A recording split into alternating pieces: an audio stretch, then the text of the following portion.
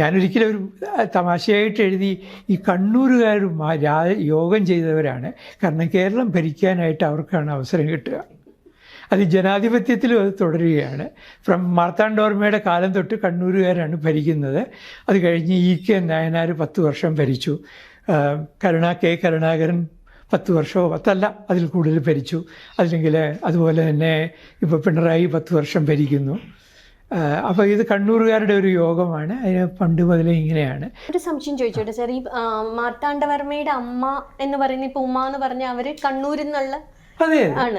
അപ്പൊ ഇത് ഒരു തിയറി കേട്ടത്, ഈ മാർത്താണ്ഡവർമ്മയെ എട്ടുവീട്ടിൽ പിള്ളമാർ ഒരുപാട് ഭയങ്കരമായ ശത്രുത ഉണ്ടായിരുന്നു. അതിന്റെ ഒരു റീസൺ ഈ മാർത്താണ്ഡവർമ്മ കണ്ണൂരുകാരനാണെന്നുള്ളത് കൊണ്ടും ഇവിടെ അംഗീകരിക്കപ്പെട്ടിരുന്നില്ല എന്നുള്ളത് കൊണ്ടും അതുകൊണ്ട് തന്നെയാണ്. കണ്ണൂരുകാരനായിരുന്നത് കൊണ്ട് തന്നെ ഇവിടെയുള്ള എട്ടുവീട്ടിൽ പിള്ളമാർ 2 കാരണങ്ങളുണ്ട്. അതിൽ ഈ പറഞ്ഞത് പൂർണ്ണമായിട്ട് ശരിയാണ്. പിന്നെ പറയാത്തൊരു കാര്യമുണ്ട്. ഈ പിള്ളമാർക്ക് എപ്പോഴും ദുർബലനായ രാജാവിനെയാണ് ഇഷ്ടം. എന്നാൽ ഇവിടെ വാസ്തവത്തിൽ ഈ ജനാധിപത്യത്തിൻ്റെ ഒരു ക്രൂഡ് ഫോം ഉണ്ടായിരുന്നു, ഇന്ത്യയിലുണ്ടായിരുന്നു. നമുക്ക് അറിഞ്ഞുകൂടാത്ത ഒരു കാര്യം ഞാൻ ഓർമ്മിപ്പിക്കാം. നമ്മുടെ സാക്ഷാൽ ബുദ്ധനില്ലേ, ബുദ്ധൻ്റെ അച്ഛനില്ലേ, ബുദ്ധൻ്റെ അച്ഛൻ ഡെമോക്രാറ്റിക്കലി എലക്റ്റഡ് കിങ്ങാണ്, അല്ലാണ്ട് പാരമ്പര്യമായിട്ട് രാജാവായതല്ല. പല ബുദ്ധൻ്റെ ചരിത്രങ്ങളിൽ നിന്ന് മനസ്സിലാക്കാൻ പറ്റാത്തൊരു കാര്യം, ബുദ്ധൻ രാജാവാകണമെന്നില്ല. ബുദ്ധൻ തിരഞ്ഞെടുക്കപ്പെട്ടാൽ മാത്രമേ ബുദ്ധൻ രാജാവാവുകയുള്ളൂ. അല്ലാതെ ഈ പറയുന്നത് പോലെ ബുദ്ധൻ സന്യാസം സ്വീകരിച്ചില്ലെങ്കിൽ അല്ലെങ്കിൽ അസറ്റിക്കായിട്ട് പോയില്ലായിരുന്നുവെങ്കിൽ രാജാവായി കൊള്ളണമെന്നൊരു നിയമവുമില്ല. അപ്പോൾ അങ്ങനെ ഒരു വികേന്ദ്രീകൃത ഭരണം ഉണ്ടായിരുന്നു, ഡീസെൻട്രലൈസ്ഡ്. അതായത് നാടുകൾ തോറും ചെറിയ ചെറിയ നാടുകൾ, ആ നാടുകളിൽ തന്നെ കരകൾ, ആ കരകളിലെ കരപ്രമാണിമാർ. ഇന്ന് പഞ്ചായത്ത് എന്ന് പറയുന്നതിന് പകരമായിട്ട് 4 പേര് അല്ലെങ്കിൽ 5 പേര്, ഈ 5 പേര് ചേർന്നിട്ട് തീരുമാനിക്കുകയാണ് ചെയ്യുന്നത്. അവരാണ് വേണ്ടത്, അവരാണ് തീരുമാനിക്കുന്നത് ആരായിരിക്കണം രാജാവെന്ന്. ഇപ്പോൾ ഉദാഹരണത്തിന് ഒരു രാജാവിന് ശാരീരികമായ വൈകല്യമുണ്ട്, അയാൾ രാജാവാക്കുകയില്ല. നെടുമങ്ങാട് ഒരു രാജാവ് ഉണ്ടായിരുന്നു, ചിത്തിര തിരുനാൾ എന്നാണ് അദ്ദേഹത്തിൻ്റെയും പേര്, മാർത്താണ്ഡവർമ്മ എന്നാണ് പേര്. നമ്മളാരും കേട്ടിട്ടില്ല. ഈ ചിത്തിര തിരുനാൾ മാർത്താണ്ഡവർമ്മയ്ക്ക് ലൂക്കോഡെർമ ഉണ്ടായിരുന്നു, വെള്ളപ്പാണ്ട്. അപ്പോൾ അദ്ദേഹത്തെ രാജാവാക്കണോ വേണ്ടയോ എന്ന് ഈ കരപ്രമാണിമാർ ആലോചിക്കുകയാണ്. വാസ്തവത്തിൽ അദ്ദേഹം വെള്ളാരപ്പള്ളി എന്ന് പറയുന്ന കോവിലകത്ത് നിന്ന് വന്ന, ഈ കൊച്ചിയിലെ വെള്ളാരപ്പള്ളി കോവിലകത്ത് നിന്ന് വന്നയാളാണ്. വന്നയാളിനെ അവിടുന്ന് പ്രലോഭിപ്പിച്ച് കൊണ്ടുവന്നു. നെടുമങ്ങാട്ട് വന്നതിന് ശേഷമാണ് ഈ ലൂക്കോഡെർമ വരുന്നത്. നേരത്തെ ലൂക്കോഡെർമ ഇല്ല, വെള്ളപ്പാണ്ടെന്നാണ് രേഖയിൽ പറഞ്ഞിരിക്കുന്നത്. ഈ വെള്ളപ്പാണ്ട് വന്നയാളിനെ പാവത്തിനെ പിടിച്ച് രാജാവാക്കണം, ഇനി നിങ്ങൾ ആവണ്ടെന്ന് പറയുക. അയാൾ ആകപ്പാട് സങ്കടത്തിലായി. അയാൾ തിരിച്ച് വെള്ളാരപ്പള്ളി പോയാൽ അയാളെ ആരും വകവയ്ക്കുകയില്ല. അപ്പോൾ അയാൾ എന്ത് ചെയ്തു? അയാൾ അവരോട് അപേക്ഷിക്കുകയാണ് എന്നെ പറഞ്ഞു വിടരുതെന്ന്. അപ്പോൾ രാജാവിൻ്റെ ഒരു സ്ഥിതി ആലോചിച്ച് നോക്കൂ. എന്ത് സംഭവിച്ചു അയാൾക്ക്? പിന്നെ അയാളെ പിടിച്ച് മാർത്താണ്ഡവർമ്മ അയാളെയാണോ അയാളുടെ പിൻഗാമിയാണോ എന്ന് എനിക്ക് വ്യക്തമായിട്ട് അറിയില്ല. 1734 അയാൾ തടവുകാരനായിട്ട് പത്മനാഭപുരത്ത് ജയിലിൽ കിടന്ന് മരിച്ചു. അത് നെടുമങ്ങാട് പിടിച്ചെടുത്തു. അതിന് ഈ പറഞ്ഞ വാസുദേവ പൊതുവാളിനോട് പറഞ്ഞു, ഈ പായസം കഴിക്കുമ്പോൾ ഈ നെല്ല് തൊണ്ടയിൽ കുരുങ്ങി മരിച്ചു എന്ന് എഴുതി വയ്ക്കാനും പറഞ്ഞു. പക്ഷെ വാസുദേവ പൊതുവാൾ അത് എഴുതിയില്ല കേട്ടോ. വാസ്തവത്തിൽ മാർത്താണ്ഡവർമ്മയുടെ ജയിലിൽ കിടന്ന് മരിക്കുകയാണ് ചെയ്തത് 1734. സർ, ഈ ദത്തിൻ്റെ കൺസെപ്റ്റിൽ ഒരു സംശയം ചോദിക്കട്ടെ. ഇത് മറ്റ് റോയൽ ഫാമിലീസിൽ നിന്ന് തന്നെ വേണമെന്നുണ്ടോ, അതോ ഏത് തരം നായർ ഫാമിലിയിൽ നിന്നും വരാം? അല്ല, ദത്ത് എന്ന് പറയുന്നത് ഈ പറയുന്ന ഈ വേണാടിൻ്റെ ബ്രാഞ്ചസിൽ നിന്ന് മാത്രമേ പണ്ട് കാലത്ത് നടന്നിരുന്നുള്ളൂ. ഇത് സ്റ്റാർട്ട് ചെയ്യുന്നത് വേണാടായിട്ടാണ്. അത് ഞാൻ ആ ചരിത്രത്തിലേക്ക്, ഞാൻ ഈ പുസ്തകത്തിൽ ഇതെല്ലാം വളരെ ബ്രീഫായിട്ട് പറയുന്നുണ്ട്. എൻ്റെ മാഞ്ഞുപോയ ശംഖുമുദ്രയിൽ, അതായത് പഴുവേട്ടരയന്മാരുടെ ഒരു കുടുംബം, അധിയമാന്മാരിൽ നിന്ന് പഴുവേട്ടരയന്മാർ, ആ പഴുവേട്ടരയൻ തിരുവട്ടാറിൽ വരുന്നു, അവരെ 1000 രാജാക്കന്മാർ വിവാഹം കഴിക്കുന്നു, 1000 കഴിക്കുകയുള്ളൂ. അപ്പോൾ അതിലുണ്ടാകുന്ന മക്കൾ, അതിലുണ്ടാകുന്ന പിന്നീട് ബ്രാഞ്ചസ് വരികയാണ്. 12-ാം നൂറ്റാണ്ടിന് ശേഷമാണ് ഈ ബ്രാഞ്ചസ് വരുന്നത്. അപ്പോൾ എവിടെയെങ്കിലും ഒരു അടുത്ത ആളില്ലാതെ വരികയാണെങ്കിൽ മറ്റേ ബ്രാഞ്ചിൽ നിന്ന് വിവാഹം കഴിക്കും. പക്ഷേ ഇത് പിന്നെ ഇതൊക്കെ പോയിട്ട് അകലെയുള്ള ഈ കോലത്ത് നാട്ടിൽ നിന്ന് ദത്തെടുക്കുന്നതാണ് ഈ മാടമ്പിമാരെ ഒരു പാഠം പഠിപ്പിക്കാൻ നല്ലതെന്ന് ഉമയമ്മ റാണിയെ അഡ്വൈസ് ചെയ്തത് കോട്ടയം കേരളവർമ്മയാണ്. കോട്ടയം കേരളവർമ്മ എന്ന് പറഞ്ഞാൽ അദ്ദേഹം തലശ്ശേരിക്കാരനാണ്. ഇന്നത്തെ പിണറായി ഉൾപ്പെടെയുള്ള സ്ഥലം. ഈ കോലത്തിരി എടുക്കുന്നതിനുള്ള അഡ്വാൻറ്റേജ് എന്തായിരുന്നു? 2-3 കാരണങ്ങൾ ഉണ്ടാവണം. കാരണം എവിടെയും പറയുന്നില്ല. ഒന്ന്, ജാതിയിലെ തുല്യത. അതായത് ഇവരാരും തന്നെ ക്ഷത്രിയരല്ലല്ലോ, അല്ല. പക്ഷേ ക്ഷത്രിയ തുല്യ ഭരണം. അതിപ്പോൾ ഇന്ത്യയിലെ കോണ്ടെക്സ്റ്റ് നോക്കുകയാണെങ്കിൽ ഗുപ്ത രാജാക്കന്മാർ ക്ഷത്രിയരല്ല, മൗര്യ രാജാക്കന്മാർ ക്ഷത്രിയരല്ല, ശിവജി ക്ഷത്രിയനല്ല. ഇതൊക്കെ ബ്രാഹ്മണരെ അവസാനം അവരെ ക്ഷത്രിയരാക്കുകയാണ് ചെയ്യുന്നത്. അപ്പോൾ അവരെ അങ്ങനെ ക്ഷത്രിയരാക്കുകയായിട്ട് ചെയ്യുന്നത്. ഇവിടെയാണെങ്കിൽ എന്താ ചെയ്യുന്നതെന്ന് പറഞ്ഞാൽ ഷോഡശ ക്രിയകൾ ചെയ്യും, ഹിരണ്യഗർഭം നടത്തും.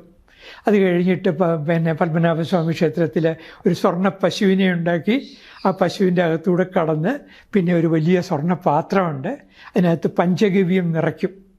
പശുവിൻ്റെ പാല്, നെയ്യ്, ഗോമൂത്രം, ചാണകം ഇതിനകത്ത് ഇറങ്ങി കുളിച്ച് പുറത്ത് വന്നു കഴിഞ്ഞ് ഇവർക്ക് കുലശേഖര പദവി കൊടുക്കുകയുള്ളൂ, പട്ടം കൊടുക്കുകയുള്ളൂ.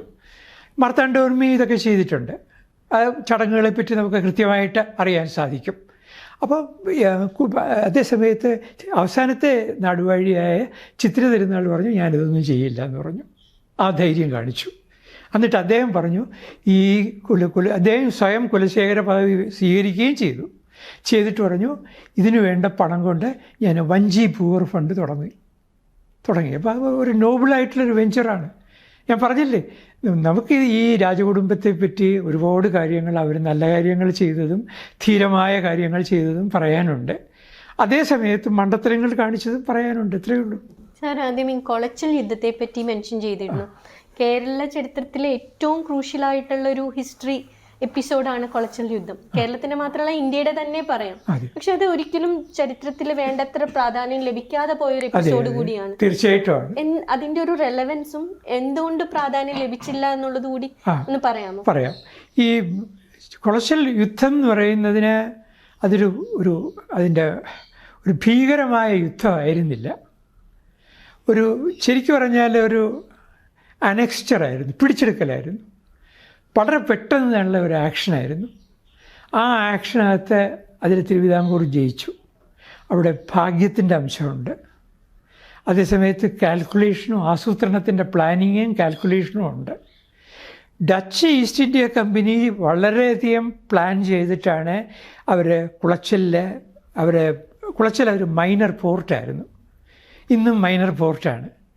ആ മൈനർ പോർട്ടിന് അതിനപ്പുറത്ത് തേങ്ങാപ്പട്ടണം എന്ന് പറയുന്ന സ്ഥലത്ത് വേറൊരു മൈനർ പോർട്ടുണ്ട്. അതിൽ വാൻ നിമോഫ് എന്ന് പറയുന്ന വളരെ ശക്തനായിട്ടുള്ള സിലോണിലെ ഗവർണറാണ് ഈ മാർത്താണ്ഡവർമ്മയെ ഒരു പാഠം പഠിപ്പിക്കണം എന്ന് പറഞ്ഞിട്ട് അതിന് ഭാഗമായിട്ട് മാർത്താണ്ഡവർമ്മയെ കാണാനായിട്ട് ഒരു അപ്പോയിൻമെൻറ്റ് ചോദിക്കുകയാണ്. മാർത്താണ്ഡവർമ്മ കൊടുക്കുന്നു. 1739 അപ്പോയിൻമെൻറ്റ് കൊടുക്കുന്നത്. ആ അപ്പോയിൻമെൻറ്റ് കാണാൻ സമയത്ത് അതിൻ്റെ ടൈമൊക്കെ ഫിക്സ് ചെയ്തു. മാർത്താണ്ഡവർമ്മ മനഃപൂർവ്വം 2 മണിക്കൂർ വൈകിട്ടാണ് പോകുന്നത്. മനഃപൂർവ്വം ഈ വാൻ ഇമോഫിനെ ഒരു പാഠം പഠിപ്പിക്കാൻ വേണ്ടിയിട്ട് വൈകി. വരുന്നതോ സാധാരണ മാർത്താണ്ഡവർമ്മ ലളിതമായ വേഷം, മുണ്ട്, നേരിയത് ഒക്കെയാണ്. ഇതങ്ങനെയല്ല. സർവാഭരണ വിഭൂഷിതനായിട്ട് വലിയ ഗംഭീരനായിട്ട് കുതിരപ്പുറത്ത് വന്ന് അത് കഴിഞ്ഞ് പല്ലക്കിൽ കയറി അവിടെ വന്ന് സംസാരിക്കുകയാണ് ചെയ്യുന്നത്. നാഗസുരക്കാരുണ്ട്, വാദ്യഘോഷക്കാരുണ്ട്, അവരുടെയൊക്കെ കച്ചേരികൾ നമ്മളിപ്പോൾ കണ്ടിട്ടില്ലേ. ചൈനീസ് പ്രൈം മിനിസ്റ്റർ വരുമ്പോൾ കുറച്ച് നാടൻ കലാരൂപങ്ങൾ കാണിക്കും നമുക്ക് വന്നത്. എന്തിനാണ് ഒക്കെ ഒരു പണ്ടത്തെ ഒരു കൺവെൻഷനാണ്. ആ കൺവെൻഷൻ ഇപ്പോഴും തുടരുന്നു. അപ്പോൾ മാർത്താണ്ഡവർമ്മ അതൊക്കെ കഴിഞ്ഞ് സംസാരിച്ച് അവസാനം അവർ പിണങ്ങി പിരിയുകയാണ്. അപ്പോൾ വാൻ ഇമോഫ് പറഞ്ഞു ഇയാളെ ഒരു പാഠം പഠിപ്പിക്കണം.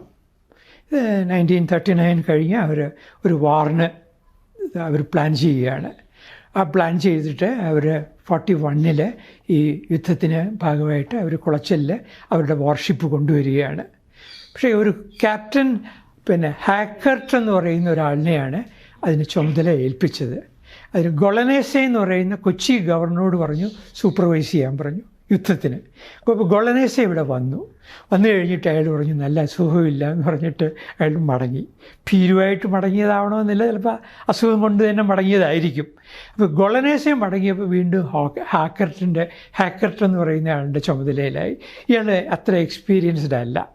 എങ്കിലും ഇയാൾ പറഞ്ഞു തിരുവിതാംകൂറിൻ്റെ ഭാഗത്ത് നിന്നൊരു 3000 സൈന്യം സോൾജിയേഴ്സ് ഇവിടെ കുളച്ചലിനെ ഉപരോധിക്കാനായിട്ട് റെഡിയായിട്ട് അവർ ഉദയഗിരി, ഇരണിയൽ, തേങ്ങാപ്പട്ടണം, ഇത്രയും മിടാലം, ഇത്രയും സ്ഥലത്ത് അവർ ഫോഴ്സ് കോൺസെൻട്രേറ്റ് ചെയ്ത് നിൽക്കുകയാണെന്ന് പറഞ്ഞു.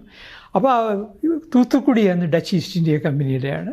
തൂത്തുക്കുടിയിൽ നിന്ന് ഒരു പട്ടാളത്തിൻ്റെ ഒരു വിഭാഗത്തെ കന്യാകുമാരിയിലേക്ക് അയച്ചു. അതിലാണ് ഈ ഡി ലെനോയി ഉണ്ടായിരുന്നത്. ഡി ലെനോയി വാസ്തവത്തിൽ കീഴടങ്ങുന്നത് കന്യാകുമാരിയിലാണ്, കുളച്ചിൽ വെച്ചല്ല. ഇപ്പോഴത്തെ ട്രാവൻകൂർ ഹിസ്റ്ററിയിൽ കന്യാകുമാരി കീഴടങ്ങിയെന്നാണ്, അല്ല കുളച്ചിൽ വെച്ച് കീഴടങ്ങിയെന്നാണ് പറയുന്നത്. ശരിയല്ല.